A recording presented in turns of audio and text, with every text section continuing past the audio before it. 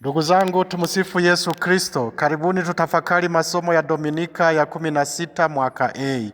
Somo la kwanza ni kutoka kitabu cha Hekima sura ya 12 aya 13 na aya 16 hadi 19. Wimbo wa katikati ni Zaburi ya 86. Somo la pili ni waraka wa Mtume Paulo kwa Warumi sura ya 8 aya 26 hadi 27. Injili ni ya Mathayo sura ya 13 aya 24 hadi 33. Ndugu zangu, leo Yesu anapenda kutusaidia kuelewa ufalme wa Mungu akitumia mifano mitatu ya ufalme wa Mungu. Mfano wa kwanza ni mbegu njema inayopandwa, ikamea, ikakua, ikazaa huku ikiwa imechangamana na kusongwa na magugu yaliyopandwa na adui. Mfano wa pili ni punje ya haradali inayomea na kuwa mti mkubwa. Mfano wa tatu ni chachu ndani ya unga inayofanya unga kuchachwa wote.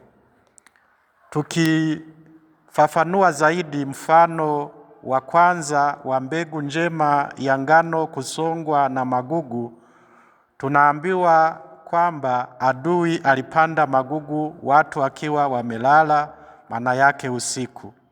Adui alisubiri giza liingie ili afanye matendo yake ya giza. Ndivyo tunavyoshuhudia nyakati zetu. Matendo ya giza au dhambi zinazochochewa na Ibilisi kama kawaida yake hutendeka hasa usiku: wizi, uasherati, ukahaba, uzinzi, ushirikina, mauaji na kadhalika. Tukumbuke kwamba hata Yuda aliondoka usiku akitokea mezani chakulani pamoja na Yesu na kuanza safari ya kumsaliti. Rejea Injili ya Yohane sura ya 13 aya ya 30. Ingawa mwanadamu anaweza akaongozwa na Roho Mtakatifu hadi kusaidiwa naye katika maombi, rejea somo la pili, wakati mwingine mwanadamu asipokuwa makini anaweza akaongozwa na Ibilisi hadi kumshawishi kwenda kupanda magugu kwenye shamba la mtu.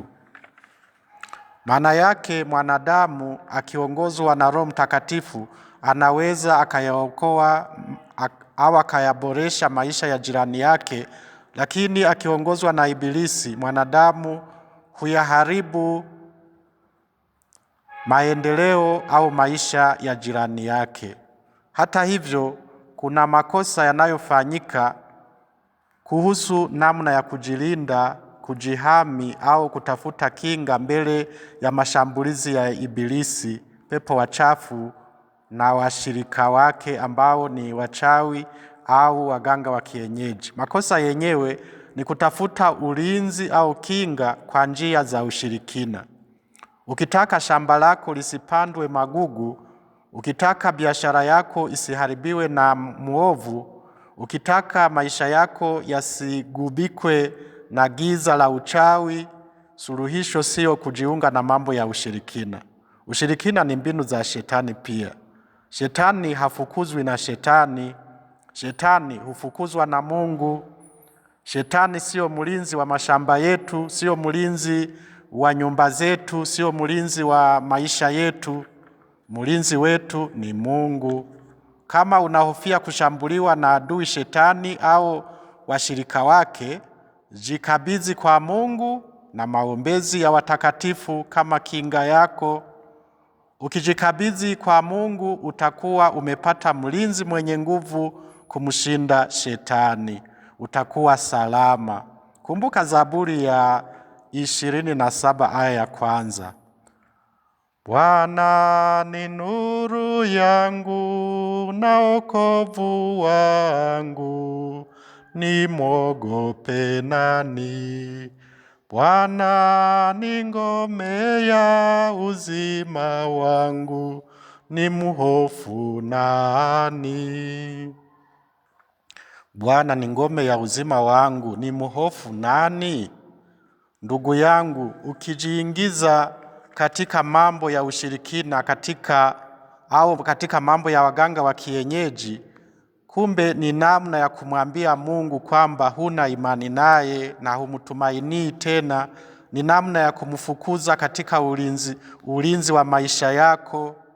Ni namna ya kumwambia kwamba yeye Mungu hawezi kukulinda. Kinachoweza ni ushirikina, au ni namna ya kusema kwamba Mungu anahitaji kusaidiwa na ushirikina ili ulinzi ukamilike. Ni hatari sana katika imani yako. Ni hatari kumwamini adui wa Mungu ambaye ni adui wako pia.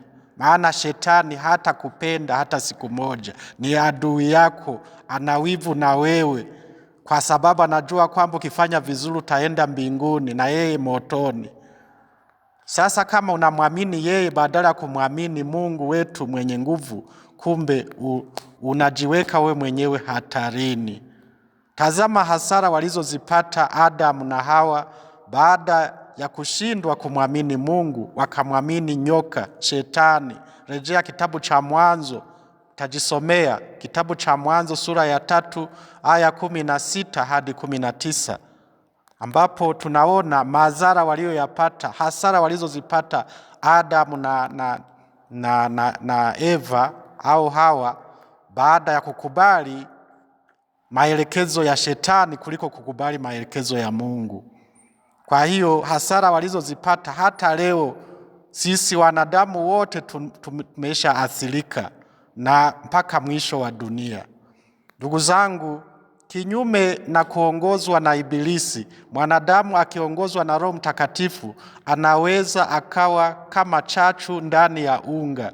Maana yake anaweza akawa kama chumvi au nuru ya ulimwengu. Rejea Injili ya Mathayo sura ya 5 aya 13 hadi 14. Imani yake na matumaini yake pamoja na upendo wake vitakuza imani, matumaini na mapendo kwa wengine.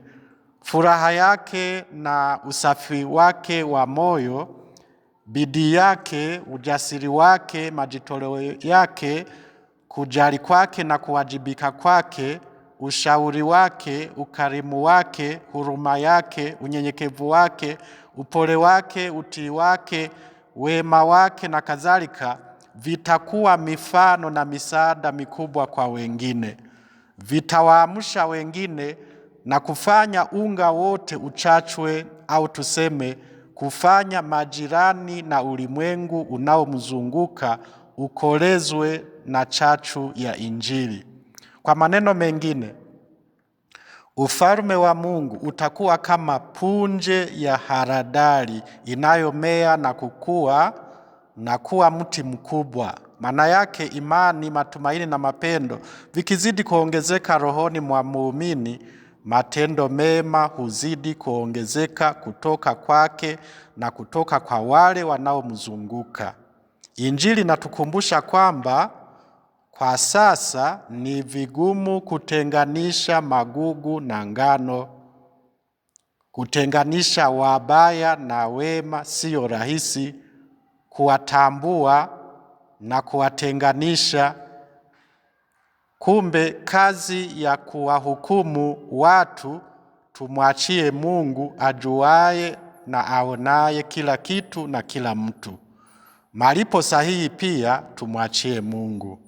Kwa upande mwingine, tukumbuke kwamba somo la kwanza linatukumbusha huruma ya Mungu kwa kila anayetubu na kuacha dhambi na kumrudia Mwenyezi Mungu, bila kusahau kupatana na wanadamu wenzake.